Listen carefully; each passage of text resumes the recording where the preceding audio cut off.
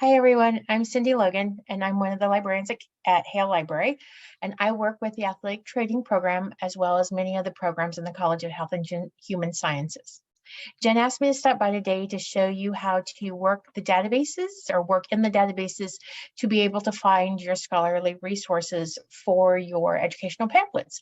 As you know, in a few weeks, you will have your first of 2 educational pamphlets that will be due, and at least one source has to be from the databases or a scholarly resource. So the easiest way to find out what databases you can use is to go into your Canvas course like I am now. And if you scroll down on the left-hand side, you will see where it says library resources. If you selected that, there are going to be a couple of options. The first one is going to be kind of like an online guide that I have created about searching. It is geared towards primarily athletic training, and I know that there are some students in this class that aren't athletic training majors, but it will still be helpful. I would say if you are looking for some information beyond what I will share with you is to click on the databases tab, and it will talk about the different databases that I'm going to show today. Also, I would like to point out some help with APA format and paraphrasing. We will go into this more in depth, as well as having some handouts or that I will share with you in the second tutorial. But this one is going to strictly deal with how to search the databases. Also from that page, library resources page, you may have seen that there's this link to the A to Z list for athletic training. You can use either one in order to do your searches. I would recommend that for this particular assignment, you use 2 specific ones, ProQuest Nursing and Allied Health, or the Sport Discus. Either one of them is fine. They both operate much the same. So if you search in one and you're not finding something that you want, you can go to the other one, use the same techniques, be able to search in it. And this is true for all of the databases that we have. Most of the skills that you get in one will transfer to another one. I will point out that here at Sport Discus, we only have 4 simultaneous users.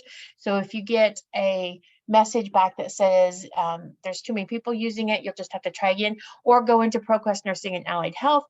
We have unlimited users for that. So we'll get the database called up here. I'm going to just broadly use a topic of doing a pamphlet on concussions in high school athletes. So I'm just going to put those keywords into my search here. So I'm going to do concussions, and we may have to actually pick a sport depending on how many we find. So we'll do concussion. That will bring back both concussion or concussions. And then I'm going to actually use something called, well, they're quotation marks, you guys know that, but it does phrase searching. So if I have 2 words that I want to have side by side, or actually more than 2 words, if I had a string of words that I want to have side by side, I put them in quotation marks. That way, all the results that come back will have those words side by side. So anterior cruciate ligament, Tommy John, any of those terms that go together, put them in quotation marks, will greatly reduce the number of articles you need to look at or citations you need to look at. 2 very important things to do in the databases. 1, select peer reviewed here. Your scholarly source has to be peer reviewed. And so this is the easiest way. You don't have to try to figure out, is this a peer reviewed? Is it not? Check with me, whatever. This will just get all of those for it. The second thing that you have to do is have something that's within the last 10 years. Okay, so we're going to change our publication date here, and we're just going to tell it anything after 2003. Oops, wrong way. Don't think we're going to find anything at 2020. And I still have that wrong. 2013, 10 years. I can't subtract today. So anything after 2013. Now, there may be a rare time that you want something older. Be sure to check with Jen or myself before you do that. We want you to use the most current information out there. And so by saying the last 10 years, we hope that we find that. With concussions, especially, the way we treat concussions now differs from what we did 20, 25 years ago. So we want you to use the newest information. So once I have a couple of my terms in here, I've selected peer review, I have the right date of 2013, and I go to search, and we'll see how many come back. I have over 2,000 results. I can start going through these and seeing if there's something that happens to hit what I'm looking for. This one, first one's talking about rugby. Depending on your definition of football, you may want that. Japanese, but let's actually add football to this one. And you'll see that I didn't have to go back out to the other screen. I can just make my changes right there on that same search box. And we'll let it do some thinking. And I'm down to 1,400. So I'm not going to go much more into it. You have the examples of being able to go into and make the changes. I know they're peer reviewed. How do you get the full text of the articles to be able to read the articles, right? So one thing we like about ProQuest Nursing and Allied Health is that they provide a lot of full text articles. And I'm just actually going to take, well, these first two, they're both out of Sports Medicine, American Journal of Sports Medicine. Here is my article title right there. And I think this other one is the American Journal of Sports Medicine as well. So these little orange dots are telling me that full text is available. I want to see if I can find a couple here. This is one thing that I'm looking for. So you'll see the orange, that means full text, but also underneath the citation here, you'll see full text PDF. If this is an article that fits what you're looking for, or you want to look at it completely, you can just select the get full text. Here's your article. You can download, print, save, however you want to be able to read that, and you incorporate that into your brochure. If for some reason you do not see the full text PDF, you will see a purple Get It button. And what the Get It button does is it goes out and searches all of our databases and stuff and journal subscriptions to see if we have online access to this article. It does not appear that we do. I know that because it's telling me to check for available services. If we did have access to it, it would take me to the links right there. What you'll want to do in this case is to request something from Interlibrary Loan. Interlibrary Loan is a department within the library that goes out and gets copies of things that we don't have. And that's all for free. You click on that, a form will come up, and you can fill that out. If you have questions about that process, please do get in touch with me. I'm happy to help you navigate that. But for the sake of shortness for this video, I'm not going to go much into it.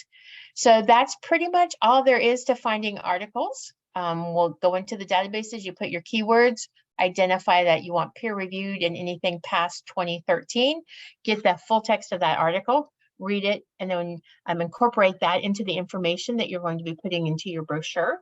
Like I said, the other video will talk about how to do your in-text citations and some just general tips for writing and incorporating the articles into the paper, kind of how to structure your sentences and that type of thing. Also, we will talk in the next one about how to cite images. You'll need to cite your images if you're going to put pictures in your brochures, your pamphlets, but think of it in terms of for this class. So not always, but for this class, you only have to cite the images that teach us something. And I'll have some examples of that in the next video. But if it's a person just running with no words, it's just a general person running, that's not telling me anything. You don't need to cite that. If that is a person who's running and you're demonstrating proper foot placement for running, and there's some words, there's some arrows, some sort of something that's teaching me something, then you do want to cite that. So we'll kind of take a look at that in the next video also. The one other thing that I did forget to mention is you will need to do a references page for your pamphlet. So your articles need to be, or your citations need to be in APA format. And really, honestly, the easiest way to do that is when you are with your article here. I found this one's what I want to use. Over here, the little quotation mark things that says cite, if you click on that, it will give you some options. What you need to do is change this to the APA 7th edition.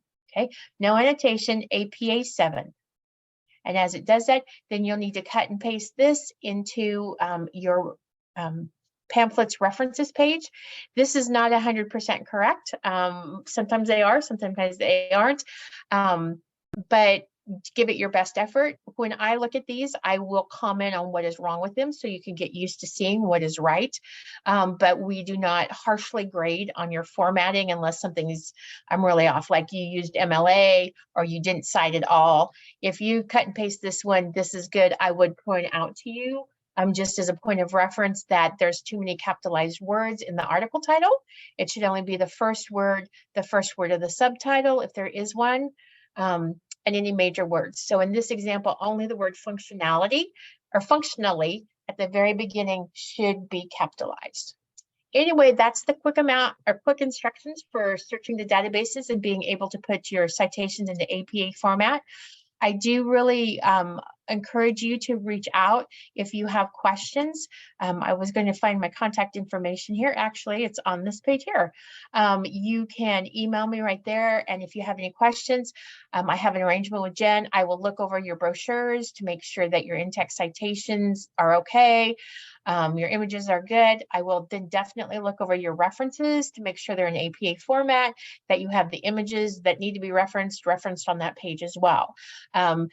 We don't want to make this difficult. We want you to learn proper citation style and procedure, but we'll make a learning process out of it, not a punitive type thing. So reach out if you have questions, and good luck. I'll see you on the next video.